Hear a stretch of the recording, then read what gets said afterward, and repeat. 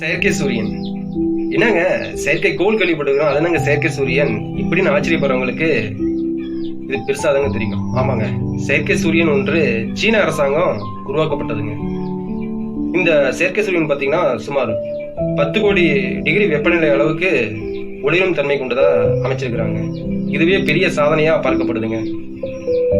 இது ஏன் இந்த செயற்கை சூரியனை உருவாக்கப்பட்டிருக்குன்னு பாத்தீங்கன்னா, இனி வரும் காலங்கள்ல மக்கள் தொகை பெருக்கம் மிக அதிகமா இருக்குங்க. அதுக்கப்புறம் போக்குவரத்து துறையில வாகன போக்குவரத்து அதிகமா இருக்கும். தொழிற்சாலைகளும் அதிகமா இருக்கிறதுனால மின்சார பற்றாக்குறை வரும் சூழ்நிலை உருவாங்க. இதெல்லாம் மனதில் கொண்டுதான் இந்த செயற்கை சூரியனை உருவாக்கி இருக்கிறாங்க. இது எப்படி உருவாக்குனாங்க அப்படின்னு பார்த்தோம்னா, ஈஸ்ட் என்று இதுக்கு பேர் சொல்லியிருக்காங்க. அதாவது எக்ஸ்பெரிமெண்டல் அட்வான்ஸ் சூப்பர் கண்டக்டிங் டோகாமக் என்ற இதோட சோதனை ஆரம்பிச்சாங்க. இதுல பொருத்தப்பட்டுள்ள பிளாஸ்மா பாத்தீங்கன்னா சுமார் 1000 வினாடிகள்ல 100 மில்லியன் டிகிரி செல்சியஸ் அளவுக்கு வெப்பத்தை கொண்டு வந்ததுங்க. இதுதாங்க இதோடைய பெரும் சாதனையே.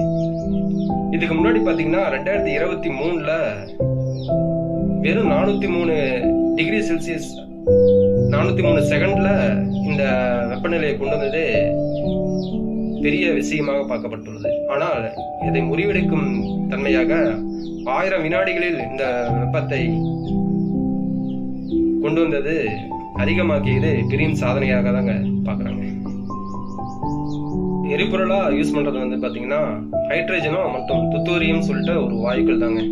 இதை வச்சுதாங்க அதை எரிபொருளா யூஸ் பண்ணி இந்த செயற்கை சூரியனை இயக்கப்படுறாங்க.